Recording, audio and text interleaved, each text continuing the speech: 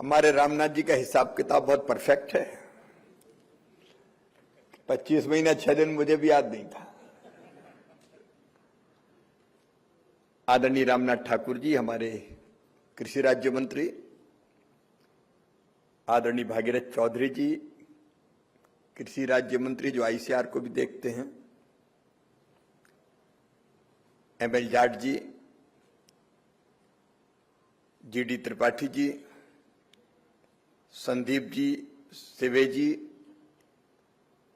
और विशेष रूप से हमारे कारपोरेट जगत से आए हुए 75 सीएसआर एजेंसी से लगभग 150 प्रतिनिधि यहां उपस्थित हैं और मुझे बताया कि 570 वर्चुअल भी जुड़े हुए हैं, वर्चुअली जुड़े हुए हैं।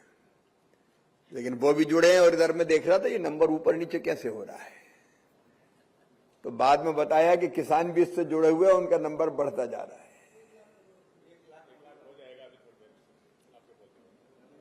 अच्छा, ये जुड़ रहा है या वैसे ही नंबर तो नहीं कर रहे हैं? अब फिर ये समागम ऐसा है जिसमें कारपोरेट जगत भी है, मंत्री भी हैं, साइंटिस्ट भी हैं, अधिकारी भी हैं और किसान भी है। मैं कहूंगा एक कंप्लीट वैल्यू चेन जैसी हो गई है खेती बाड़ी के लिए।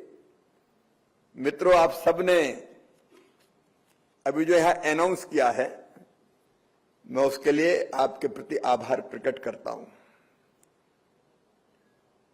आज वो हम बैठे हैं, आखिर देश के लिए भी हमारे कुछ कर्तव्य हैं।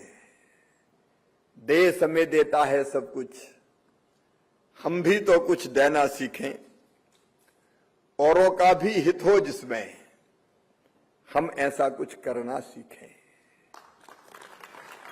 अरे जो सीएसआर है हमारी इसी भाव का प्रतीक है। एक तरफ हमारी जवाबदारी का एहसास है, क्योंकि हम जो कुछ अपनी कंपनी हो, अपना व्यवसाय हो, अपना उद्योग हो, हम जो अर्जित करते हैं वो अकेले अपने दम पे अर्जित नहीं करते, उसमें सरकार का, समाज का बड़ा योगदान होता है। ये धरती भगवान ने सबके लिए बनाई है। ये धरती, ये खनिज, ये संसाधन, ये पानी, ये हवा सबकी है, लेकिन सारे संसाधन सबके पास नहीं है। तो जिनके पास है वो उससे धन कमाए, लेकिन उस धन का एक हिस्सा वो समाज के हित में समर्पित कर दें। महात्मा गांधी कहते थे जिसके पास धन है ज्यादा वो उसके मालिक नहीं है, ट्रस्टी है, ट्रस्टी। क्योंकि मूलतः वो समाज का धन है। हमने कम्युनिज्म की विचारधारा में कभी विश्वास नहीं किया कि जिनके पास संसाधन है छीन लो और समाज के अधिकार में दे दो।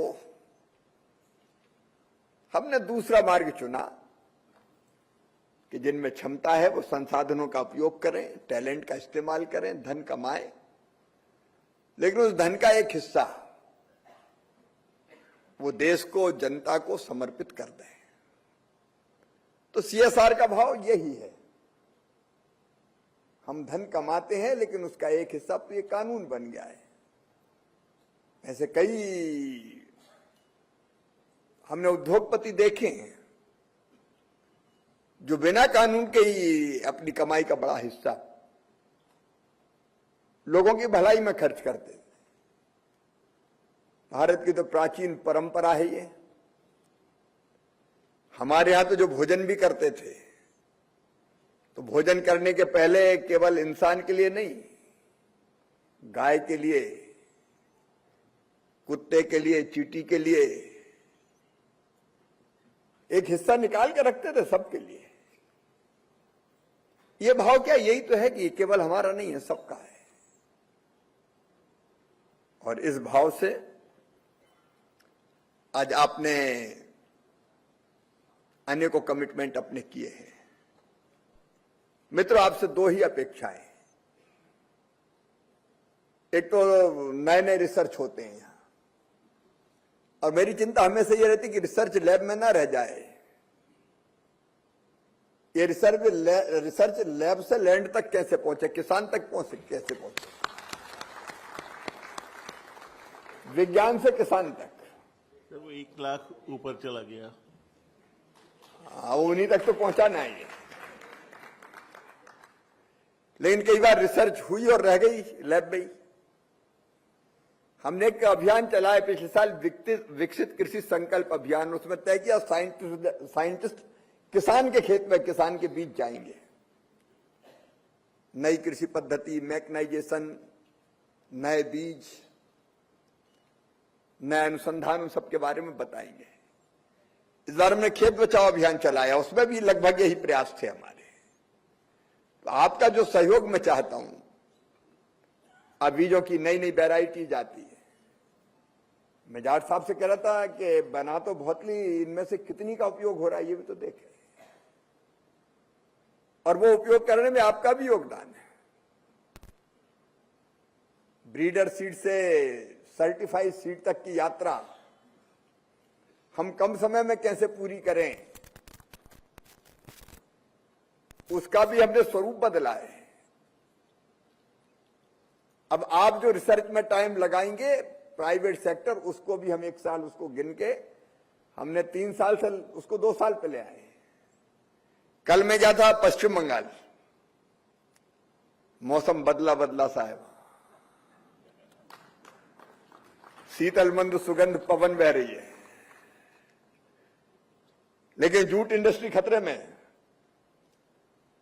तो हमने जूट की जो समस्याएं हैं उन पर भी, हमारे संस्थान बैरकपुर में, उसका भी अध्ययन किया। तो पता चला है कि पहले जूट को सड़ाना पड़ता है 25 दिन पानी में डाल के, और पानी फिर कई बार उतना नहीं मिलता, बंधा हुआ मिलता तो रेशे की क्वालिटी खराब हो जाती है। बांग्लादेश में पानी बहता रहता तो उनकी क्वालिटी हमसे अच्छी है। तो हमने सोचा टेक्नोलॉजी का इस्तेमाल करिए। 25 दिन अब सड़ाने की आज के युग में क्या जरूरत है पानी में। एक मशीन बनाई जो केवल 7 दिन आप पानी में भिगो और उसके बाद उसमें से रेशा निकाल लो। लेकिन मैंने भी हाथ अजमाया उसमें, तो ऐसा लग रहा था जैसे मेरे हाथ भी नहीं चले जाए, मैं भी रेशा नहीं बन जाऊं उस मशीन में। लेकिन ये अलग अलग तरह के प्रयोग करते हैं, मैकेनाइजेशन डिवीजन है। अब ये मशीनें जल्दी बन के, इनका कमर्शलाइजेशन जल्दी से कैसे हो, कैसे परफेक्ट होकर किसान के पास तक पहुंच जाए। तो हम जितने रिसर्च, शोध, अनुसंधान सब करते हैं, वो कमर्शलाइजेशन तेजी से कैसे हो, ये जरूरी है। अकेला सरकारी सेक्टर नहीं कर सकता। एक तो उसमें आपका सहयोग चाहिए, उसमें आप आगे आए, कई लोग आगे आते हैं और तेजी से आगे आए। अब ये बात आपने की होगी पहले, और नहीं तो आपने 5 थीम की बात तो की है, ले आओ ले आओ ले आओ। हम देंगे क्या? तो हम रिसर्च और अनुसंधान देंगे, उसका आप व्यवसायीकरण कीजिए, आप भी धन कमाइए और लोगों तक भी पहुंचाइए। और दूसरा हमारा CSR का मामला है।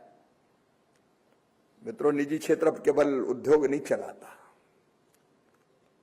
बल्कि विश्वास, विकास और नवाचार का इतिहास भी लिख रहा है, जैसा भी आपने बताया। भारत की अर्थव्यवस्था को आपने नई ऊंचाइयों तक पहुंचाया है। लेकिन जैसे भागीरथ जी और रामनाथ जी कह रहे थे, कृषि भारतीय अर्थव्यवस्था का मूल है। अब कृषि और allied, agriculture and allied sector में, एनिमल हस्बेंड्री हो, बाकी आप कोई पोल्ट्री के क्षेत्र में काम कर रहा है, कोई दीदियों के साथ काम कर रहा है, आपने अलग अलग बताया। जो आपने बताया मैं दोहराना नहीं चाहता, लेकिन उनमें आपके निवेश से कृषि क्षेत्र की हालत बदलेगी। आज भी आप जानते हैं, लगभग 46% पॉपुलेशन डायरेक्ट, सीधे खेती पर निर्भर करती है। इनडायरेक्ट अगर आप जोड़ेंगे तो और बड़ी संख्या निकलेगी।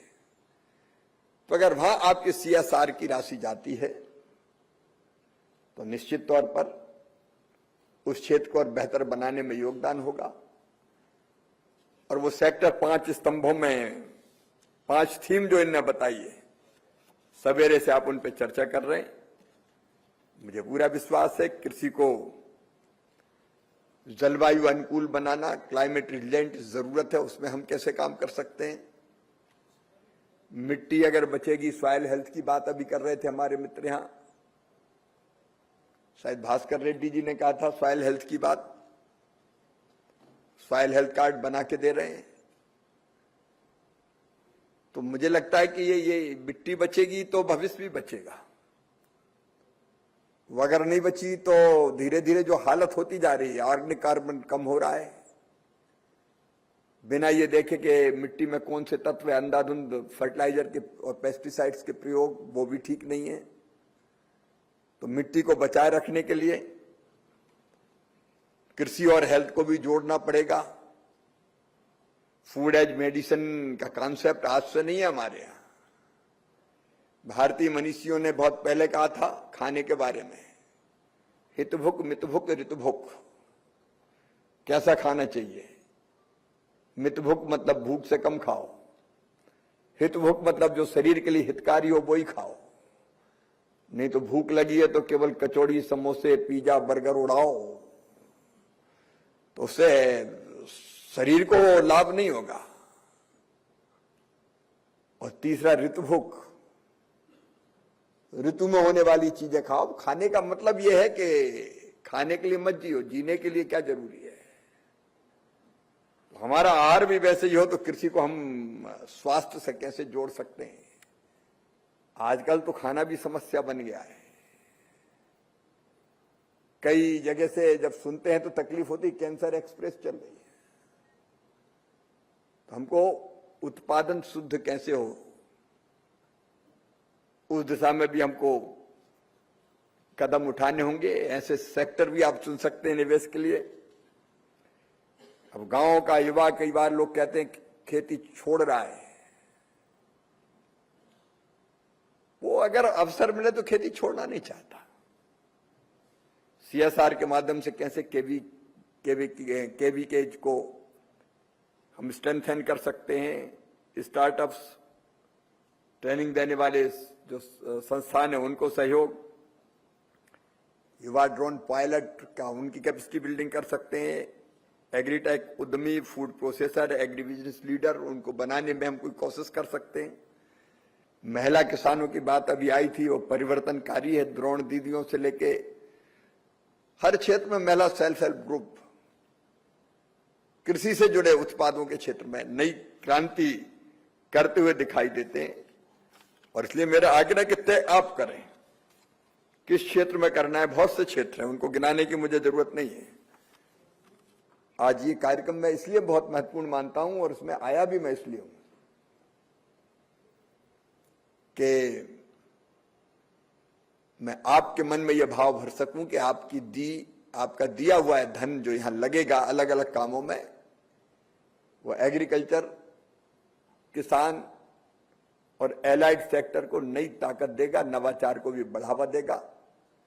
मैं आप सबका यहां हृदय से स्वागत करता हूं और मुझे विश्वास है कि आप अपनी कंपनी के माध्यम से धन अर्जित करें।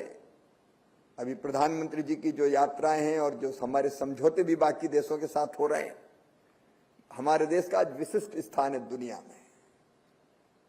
और व्यापार के मामले में भी तेजी से भारत आगे बढ़ रहा है। दुनिया भारत को पसंद करती है, दुनिया भारत से जुड़ना चाहती है। तो हम भी जोड़ने के और सशक्त माध्यम बने और उसमें कृषि क्षेत्र भी पीछे ना रहे। आपने जो कुछ कमिटमेंट्स किए हैं उनके लिए मैं आपको हृदय से धन्यवाद देता हूं। लेकिन इसका मतलब ये नहीं कि 10 के ही कमिटमेंट आए हैं, तो टाइम इतना ही था इसलिए बोले कम है।